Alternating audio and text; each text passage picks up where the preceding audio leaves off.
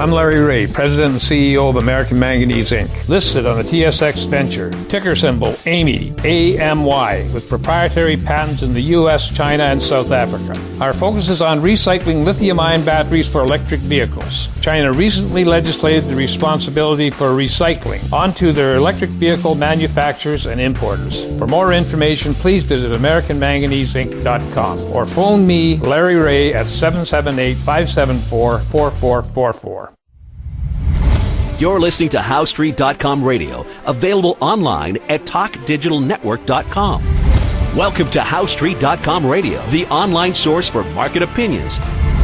Here is Jim Goddard.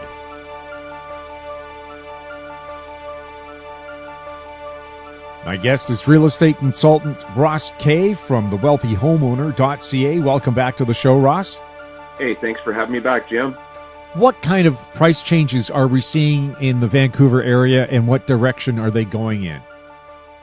Well, I know that out your way there's been a couple of newscasts out there where the home buyers or homeowners are getting even more. The advice they're getting out there is actually, it's almost worse now, because everybody is on one side of the fence to the other instead of walking on the top of the fence and letting everybody know what you're seeing when you look over it. So I know there's been some questions going on about, is it only houses over $2 million that are seeing these big price drops? And what I'll tell you is this. We use a metric called the LAR, which we call the listing to appraised ratio.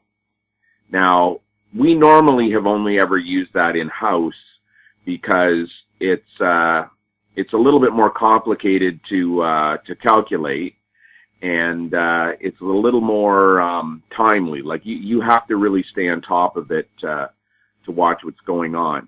But you use that metric to understand what real price change is going on in a marketplace. Now, I know in your show I've told everybody, stay away from the HPI, stay away from the benchmarks, stay away from the real estate boards. And really the only number they should listen to is what the real estate boards call average selling price, which my firm calls the average purchase price. Probably for the dozenth time here on your show, as I've said before, it was always called the average purchase price, just somewhere in the mid-90s, the real estate board starting to call it something that it's not. In other words, we use that number because it's a buyer side metric. It has nothing to do with the selling prices of houses, really, or the change in valuation of houses. Let me put it to you that way. The LAR, on the other hand, is really the only metric you can use to understand the magnitude of price change taking place. An example of that would be in the GTA. The Toronto Real Estate Board last week, they announced that there was about a 23% house price gain, 22.8% or something like that, year over year for the month of February. Now, again, listeners to your show know I've told them you can't listen to those little 30-day averages. But that being said, they used it to suggest housing prices had changed, had gone up 22.8%. When you use the LAR on the other hand, when you look at what the houses are listed at for sale versus what they would have appraised at a year before. So in other words, what would they have appraised at back in February of 2016? That's when you get to see the magnitude of price change. So in my hometown of Burlington here, you're seeing about a 62% on single detached homes house price gain in a single year. Now, what that means is the same home would have sold this year in February versus last February for 62% more. Now, that doesn't mean the house is worth 62% more. It just means that the incompetency of the real estate professionals in my old hometown here,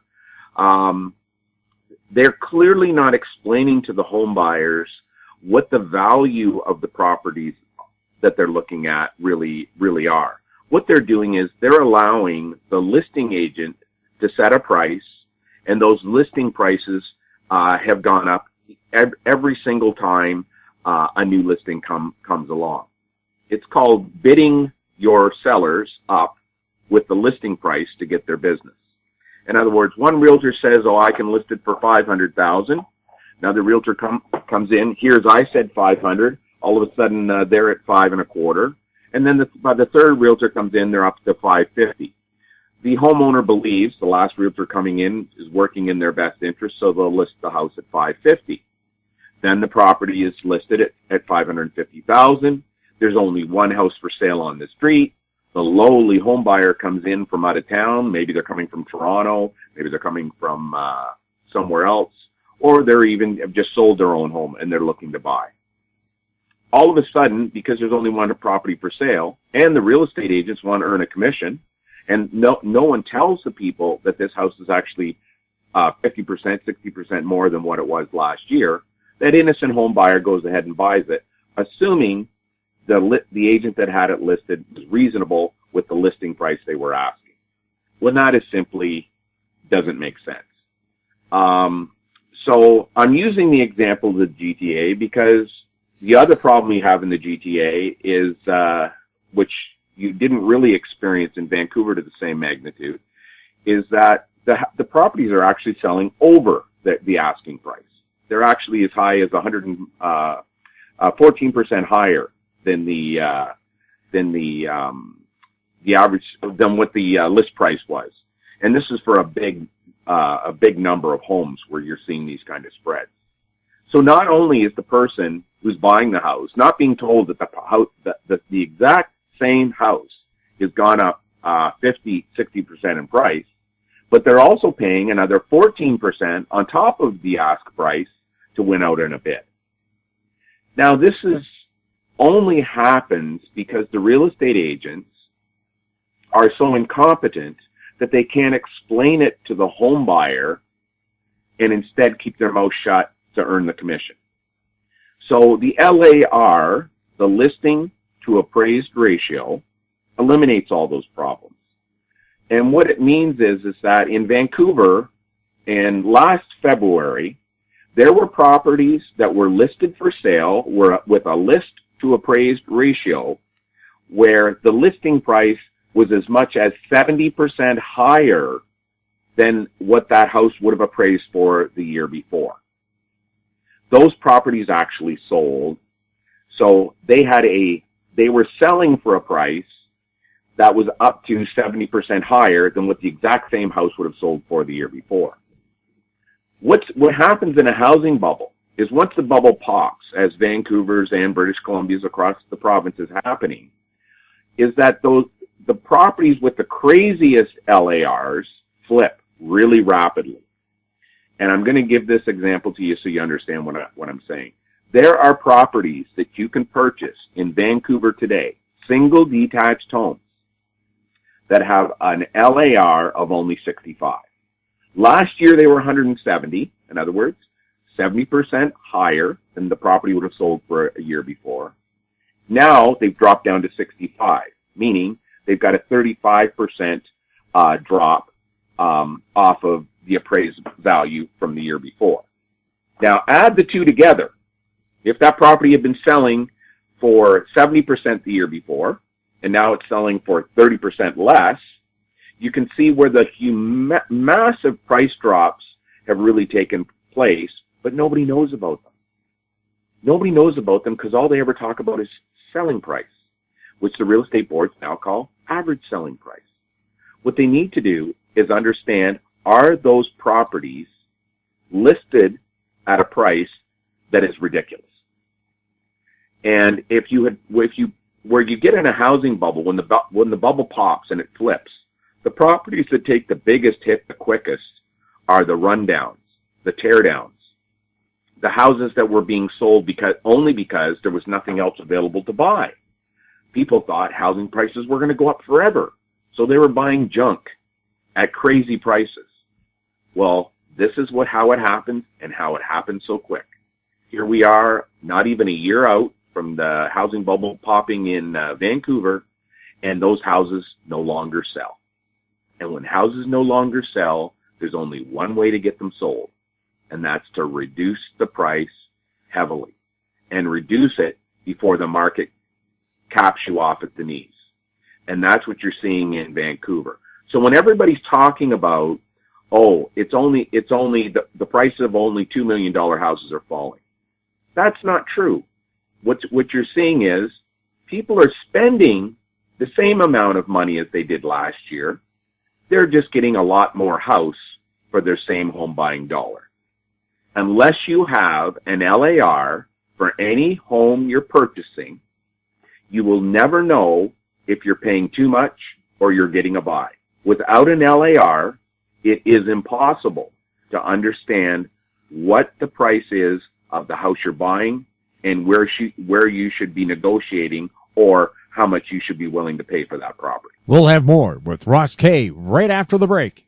Aben Resources Limited is a gold exploration company with significant projects in British Columbia, Saskatchewan, and the Yukon. Trading on the TSX Venture Exchange, symbol ABN, and the pink symbol ABN-AF. Surrounded by world-class gold deposits and mines, Aben's 23,000 hectares Forest Kerr Gold Project is located in the heart of the Golden Triangle in northwestern BC. For more information, visit us at abenresources.com. I'm Bill McWilliam, president of Cascadero Copper, CCD on the TSX Venture Exchange. Cesium is one of the world's rarest metals with a growing industrial demand. Drilling is underway on our Tehran property in Argentina to prove up a cesium resource. Cascadero's patent-pending leach process has the potential to make Cascadero the lowest cost supplier of cesium in the world. Visit our website, cascadero.com, or phone us at 604-924-5504. Welcome back. We're speaking with real estate consultant Ross Kay. Ross, a local Vancouver radio station, ran a story saying out of 100 homes they checked, you couldn't find out who the actual owner was in nearly half of them. Is this legal? Is this a big deal? Is it something to worry about? I take it these were probably ultra-luxury class homes, Jim? I have no idea. I'm just going by the numbers that I heard.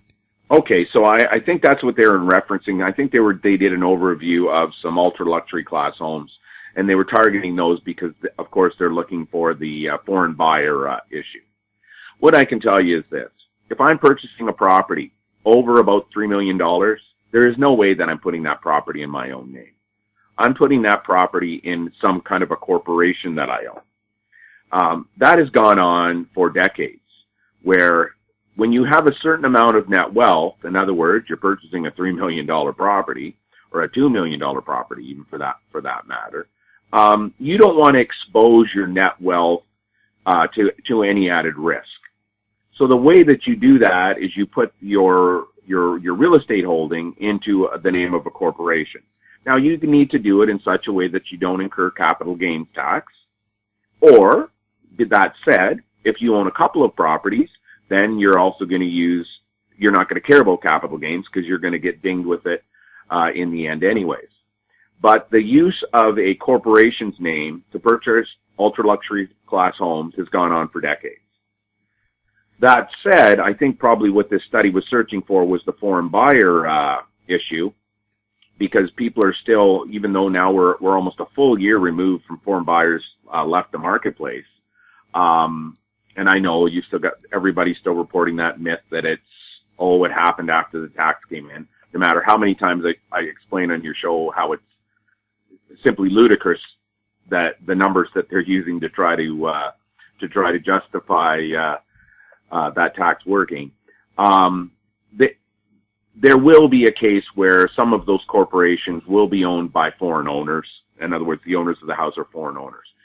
Foreign buyers really don't matter. So you're never going to see enough foreign buyers to matter if people are explained about how the prices of the properties are changing truthfully. In other words, if the real estate board would start telling the truth about how prices change, maybe admit they don't know what they're talking about, then at that time people wouldn't be so confused. If you started using the LAR, so if people used an LAR in any home they purchased, they would understand what's going on with the prices. But foreign buyers, really, it's just the illusion and the little peak pricing that happens that the real estate boards then utilize to their benefit to create the illusion of the market being busier and housing prices going up more than what's really going on. Foreign owners, on the other hand, create a real problem. That is a real issue for any municipality in Canada. Because let's say, for the sake of the argument, only 3% of the sales that were taking place in British Columbia were going towards foreign buyers. Okay, so for the sake of the argument, let's say that you had 100,000 sales and 3% of those went to foreign buyers. So now over the course of a year, you'd have 3,000 sales. Really no big deal. It's not enough really to move the market, except for how the real estate boards use that to their advantage so they can make commission. But the 3%, it really is not going to matter. But let's now take that over 3 years. All of a sudden, at 3,000 sales per year, you have 9,000 foreign owners. So of a 100,000 homes, you have 9,000 foreign owners. You go to a 9% ownership share of the market. It's the ownership share of the market, the foreign ownership share of the market, which is the real number which creates the problems. Because that's what you have, where you are left with vacant homes, you are left with homes sitting idle, used 1 or 2 months of the year. You have a freezing of your population being able to move through the housing stock. So in other words, you buy, as a young buyer, you buy a condo. As you get older, you move to a townhouse. As you get older and more money, you move to a detached house. If your foreign owners are occupying your single detached homes, all of a sudden you've got a wall put in front of you, and you can no longer move through the housing stock the way that people traditionally do over their lifetime. So this is a real number the governments need to be focused on. But to the best of my knowledge, nowhere in Canada has there ever been a foreign owner count completed in a municipality. What's sad about that is that's the one place there's no guessing that has to go on. They have the registered title of all of those properties. Your municipal government issues a tax notice, property tax, to every single owner of every single home. So they have the ability to actually do a calculation of foreign owners. My question is, why has it never been done? Why has Vancouver, for the sake of the argument here, where all of this tax came in, you know, their foreign buyers were being blamed for everything. Real estate boards were using it to sell more houses as quickly as they can to make quick commissions for their realtors. Why did the mayor of Vancouver simply not say, hey, we're going to check our municipal records and we're going to see what percentage of homes are actually owned by foreign owners? That's never happened. Because is there a reason why a foreign owner does not pay a higher property tax rate than a Canadian owner? I don't think so. Canadians pay tax through multiple ways. As a homeowner of a Canadian home, you pay tax through multiple ways. You pay property tax, that's true.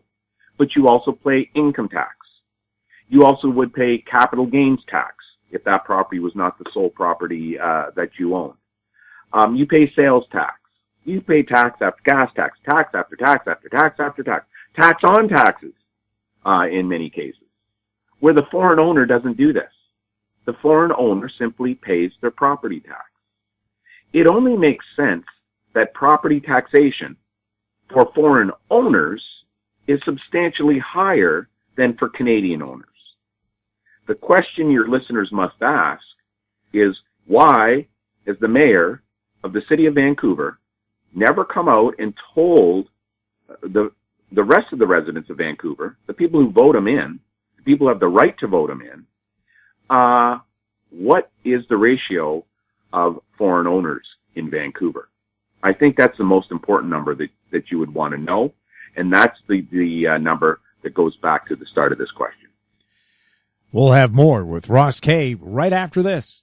Gem International is a new diamond explorer in the richest diamond producing country in Africa, located next to the fourth largest producing diamond mine in the world. International Spotlight is on an 1109 carat diamond recently discovered in Africa by a fellow Canadian junior with a proven operator and finance team. Gem International trades on the TSX Venture Exchange, symbol GI. Visit us at gemdiamondmining.com. Keep informed. Receive our weekly recap of thought-provoking articles, podcasts, and radio delivered to your inbox for free. Sign up for the HowStreet.com weekly recap on our homepage, HowStreet.com. Welcome back. We're chatting with Ross Kay. He's a real estate consultant from thewealthyhomeowner.ca. Ross, off mic, we were talking about exclusive buyer broker deals. What is that? And is that something we're going to be seeing in Vancouver or are seeing in Vancouver right now? You don't see it in Vancouver, and you really don't see it in any province except here in Ontario. What an exclusive buyer broker is, they're the only person who can represent the other side of the transaction. So real estate agents back in the mid-90s, because of a complaint rendered by the Competition Bureau against organized real estate over their monopoly of the business, they agreed to bring in buyer agency, is what it was called then. Buyer agency simply means that supposedly the buyer of a home can receive their own representation as well. And there have been literally millions of buyer's contracts signed across Canada since the mid-1990s. Certainly since the year 2000, there have been millions and millions of those contracts signed. What has never been signed is what's called an exclusive buyer agency agreement, whereby the brokerage, not the sales rep, not the personal real estate corporation, the brokerage, the entire brokerage only represents home buyers. And this is something that is going to come into your marketplace because of your housing market crash that's going on right now. As you come out of this crash going forward, whether it takes 3, 5, 10 years, whatever the situation is, as you come out of this, the practices that got you into the problem you're in right now are going to have to end. Google's going to make sure that they end, because all of the nonsense that's been said about the Vancouver and the British Columbia housing market, as it is being said here in the GTA today, is being recorded by Google. There will be no escaping it. All the crazy things that RE/MAX, Royal LePage, CMHC, the economies, all of those things are being recorded, as are my words. So anybody can go back and check and see if what I have said has been true. With buyer brokerage, what happens is that the only people the entire brokerage services are home buyers. They never, ever list houses for sale. They only work on the buyer's side of a transaction. So what that means is a metric like LAR, the LAR I was talking about before. An exclusive buyer's agent would be able to give a metric like that to a home buyer, so the home buyer is fully informed when they're making the single largest financial investment and financial commitment of their entire life. If you are just buy a home through a traditional real estate brokerage, or one that does buyer brokerage, one who is not an exclusive buyer brokerage, it means that you are never fully represented. There is always some form of a compromise that has to be made in order for that brokerage to also list properties for sale. An exclusive buyer brokerage cannot be a RE/MAX office. It cannot be a Royal LePage office. It cannot be a Sutton Group office. It could not be a New Coast Realty office, because those brokerages, via their contracts, their franchise agreements, their independent contractor agreements they have with all of the realtors who are working there, it is legally impossible for them to be an exclusive buyer's brokerage. You're going to see independent, exclusive buyer brokerage offices open up. So you are going to see, as we come out of this phase, real estate agents for the sake of the argument, who only list real estate. They never deal with buyers. And you're going to see other real estate agents who only work with buyers. They never list properties. If I'm buying a house anywhere in Canada today, the only way I would use a real estate agent, which, as you know, I'm very adverse to that in general right now because of the way the profession is, I would want them to be exclusive buyer agents. Now, I know you're going to say to me, Ross, Jim, like I know you're saying, Ross, well, where do I find one of these? Sadly, right now in Canada, there really is no way to do that. Now, we are working in the background to do this. I will make no revenue from this, so this has got nothing. But we need to have the buyer side of the transaction fully represented 100% by some real estate professional. And it's going to have to be a real estate agent of some sort. An exclusive buyer's agent would never allow you to pay 60% higher versus what the house would have sold for the year before. Unless you signed a piece of paper saying, my real estate agent told me this house has gone up in 60%, and I want to ignore everything they're saying, and I'm going to buy it anyways. Because an exclusive buyer agent has 100% of their duty owed to their clients, their buyer clients. They have no duty at all to any seller anywhere. So your building inspections get included in your offers. Your bidding wars that we're seeing still here in the GTA, they're avoided. Because all the buyer's agent has to do is sidestep the listing agent and deal with it directly. So that's what an exclusive buyer's agent is, Jim. It's someone who only works with home buyers. It's an entire brokerage. In other words, all of the sales staff at that brokerage does not list real estate. And this is what you're going to see going forward. We're going to do everything in our power. We have exclusive buyer brokers here in Ontario that our members have access to, so our members don't have these problems. We're lucky enough to find out in Alberta, there is a small brokerage who is trying to do exclusive buyer brokerage in that province. So it looks like we've got that province covered. We're going to actually be recruiting sales agents out in British Columbia who want to become exclusive buyer brokers. We had to go back and create a whole platform that would make their business work. Because normally, if you don't have listings, you have no way of meeting home buyers. We had to reverse the process, and we've come up with a solution for them. So that's what an exclusive buyer brokerage is. It's someone who will only work with buyers. They will never work with sellers, and they have 100%, not 99.9, 100% of their loyalty to those home buyers.